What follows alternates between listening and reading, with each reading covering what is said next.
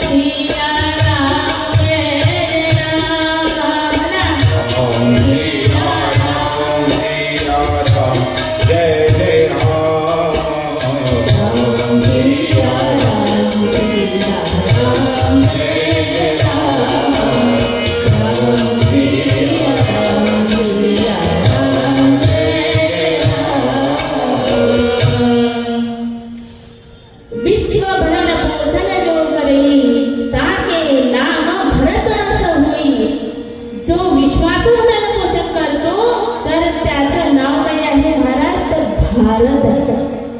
आणि तो भारत त्या पावन अशा देशामध्ये श्री संत गाडगे महाराज यांचं अतुलनीय कार्य आपल्याला दिसून येते.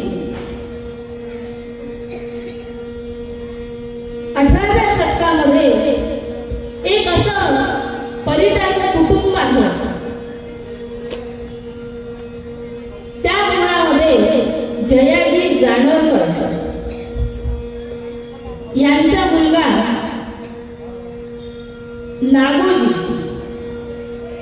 नागोजीचा विवाह झाला बलाबाई यांच्यासोबत.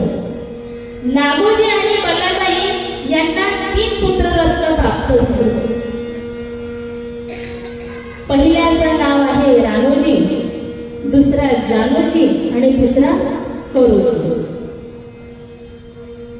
बघा, राणोजी यांचा हे मोठे भाऊ आहे, पण राणोजीचा विवाह करण्यात आला.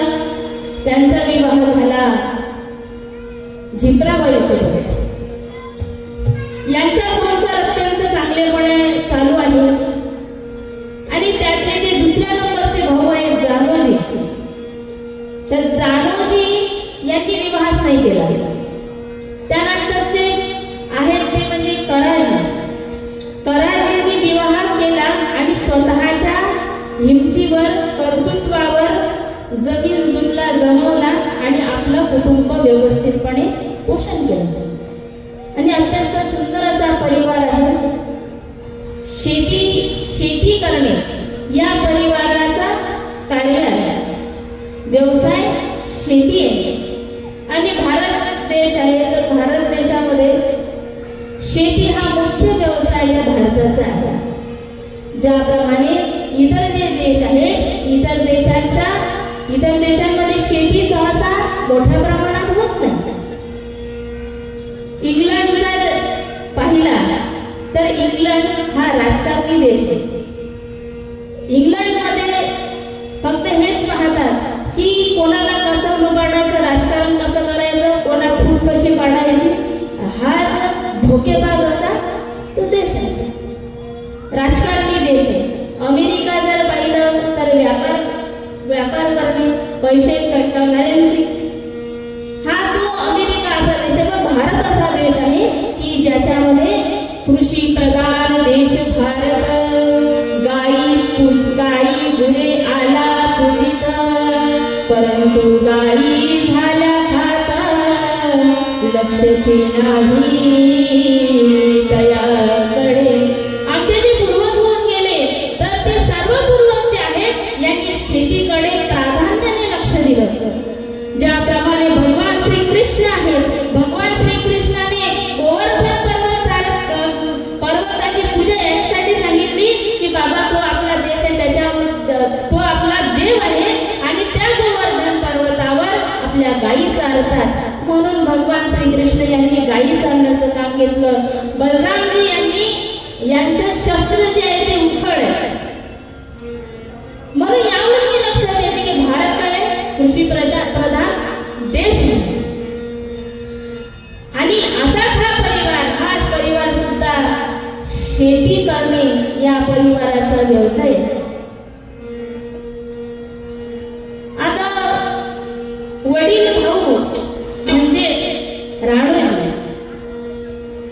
राणोजी आणि यांचे पिताश्री यांचं जेव्हा निधन झालं तेव्हा राणोजीने तीनही भावांना समान वाटण्या करून दिल्या.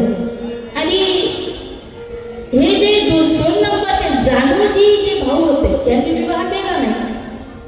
म्हणून यांनी काय केलं की त्यांची जी संपत्ती होती तर ती संपूर्ण वडील भाऊ म्हणजेच राणोजी यांना ती देऊन टाकली.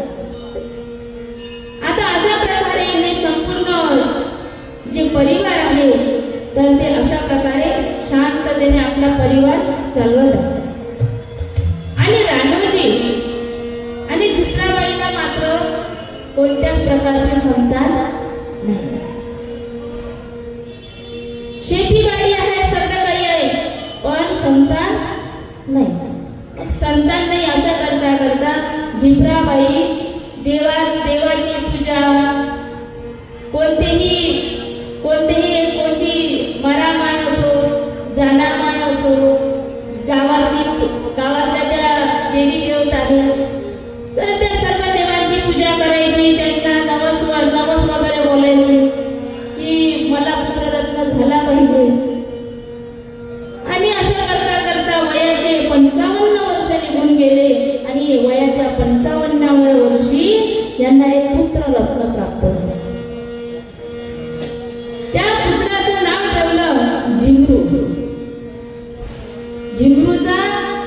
झिमरूचा जन्म 1850व्या वर्षी या झिमरूचा जन्म झाला. आता झिमरू आता मोठा होत आहे बघा. ज्या घरामध्ये देवी देवतांच्या सुंदर प्रमाणे पूजा केली जाते आणि सात्विक परिवार सात्विक आहे.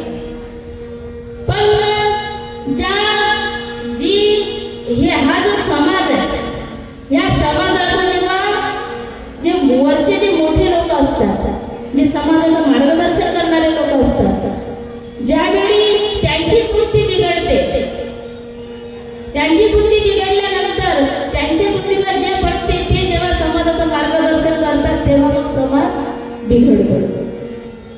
आता हा जो मुलगा आहे हळूहळू मोठं व्हायला लागला झिमरू आणि 8 ते 10 वर्षाचा जेव्हा झाला तेव्हा या झिमरूचा विवाह करण्यात आला. आता तेव्हाची अशी प्रथा होती बालविवाहाची प्रथा. झिमरू होता 8 ते 10 वर्षाचा आणि मग या मुलाला मुलगी कोण देईल तर हंबीरराव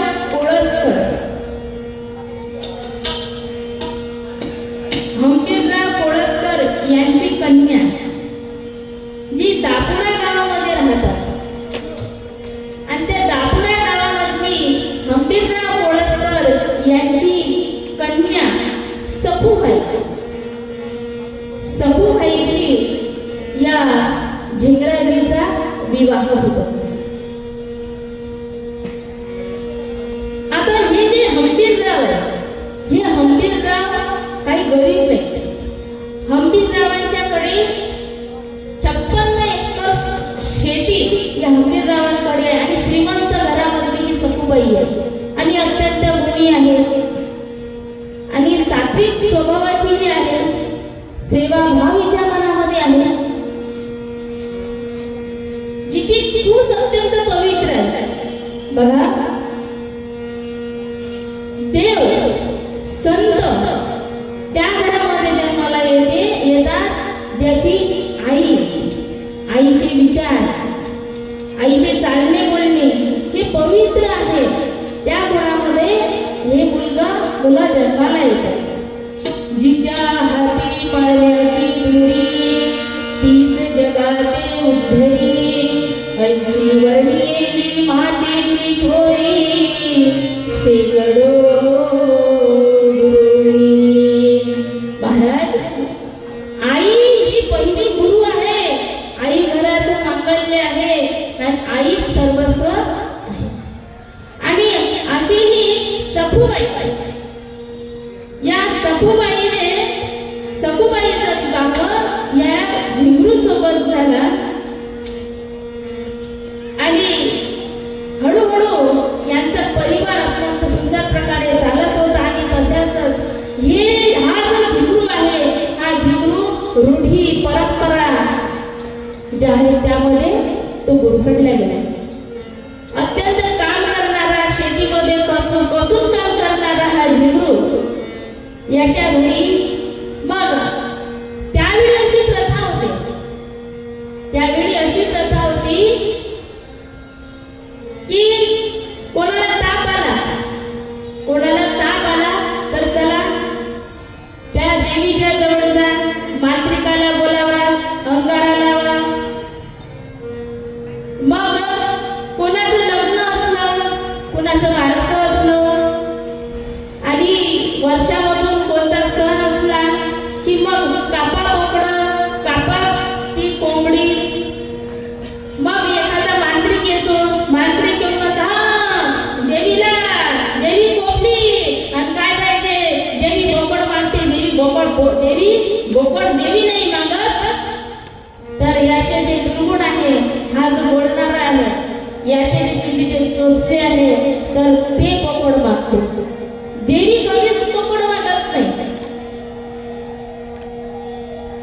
वंदनीय राष्ट्रसंत श्री सुखदेवजी महाराज म्हणतात, देवीच्या विसे मास खाती, तीर्थ समजोनी दारू पेती पिसाळले. अरे महाराज म्हणतात, हे पिसाळले लोक आहेत की देवी कोपन भीती. आणि माणूसही असा आहे, समाज असा आहे, साधा गोड आहे. मार्गदर्शन करणारे जर चुकीचे असले तर साधा गोळा असते त्याची मागून जातो ना. नाही बा, हुशार समोरचा हुशार आहे, मग आपल्याला हा जे सांगत ते बरोबर असेल. मग काय करतात, हा देवीला कोंबडा लागतो, देवीला बोकड लागतो, म्हणून मग त्याची तो बली देतो. महाराज म्हणतात की देवीच्या दिशे मांस खातो. आणि मग जर आम्ही तिकडे भैरवनाथ तिकडे जरी गेलो तर मग काय तीर्थ संस्थोनी मध्य पितो. मग तीर्थ मोठ्या महादेवाला गेलं तर मग ते तिकडे बरंच आहे. पहिले आता नसतं, माहित नाही मला, आता गेली नाही मी. पण मी जेव्हा लहानपणी 5 वर्ष महादेवाची वारी केली, म्हणे इथं गपई चालते महादेवाची. नाही, भगवान शंकर काय पिले होते, मग विषय पिले होते. मग विष पितात का, नाही. मग काय, महादेवाच्या वाटेनं गोटा गोटा पाणी हरवला.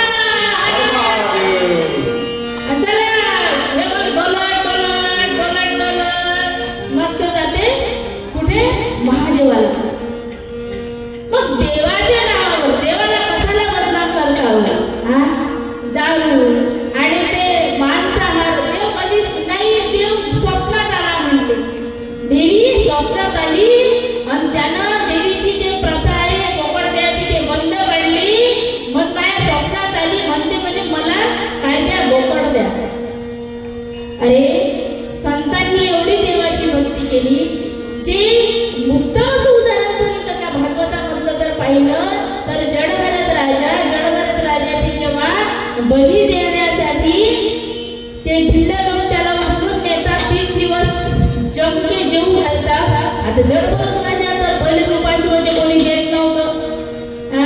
जे मिळालं ते खात होते आणि 3 दिवस जेव्हा रट्टावून जेवले आणि जेव्हा मग त्या जडभरत राजाची बली देण्यासाठी मान ठेवली नर बली देण्याची साठी मान ठेवली.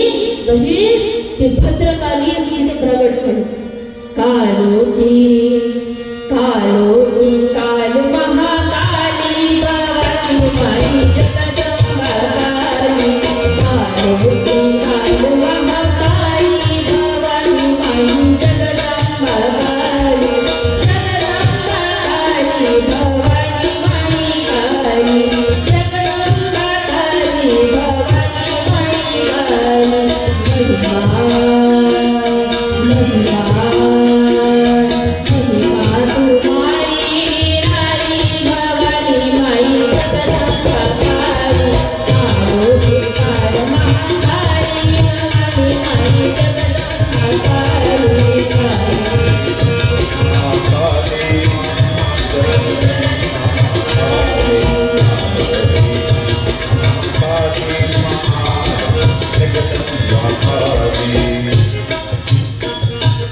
काली प्रगट झाली आणि जे जडभरतजींना मारत होते त्यांना तिने मारून टाकलं. कारण देवी जी आहे तर ती सर्व जगाला निर्माण करते. मग ती कशी काय कोंबडा आणि बोकडा मारणार आहे. आणि महाराज अशी अनिष्टची प्रथा आहे त्यावेळी होती. मग देवीच्या विसाला मांस खाणं आहे, दारू पिणं आहे. आणि ज्याच्या घरी तो कार्यक्रम आहे आणि तो यजमान किती काही दारुड्या नसल, त्यानं दारूही पिली नसल, निर्व्यसनी असेल तरी मग देवाचा प्रसाद म्हणून मग त्याला ते घोडवर तरी द्यावीच लागेल. आता झिंगरू लहान, मग झिंगरू म्हणजे त्या घरामधला रत्न.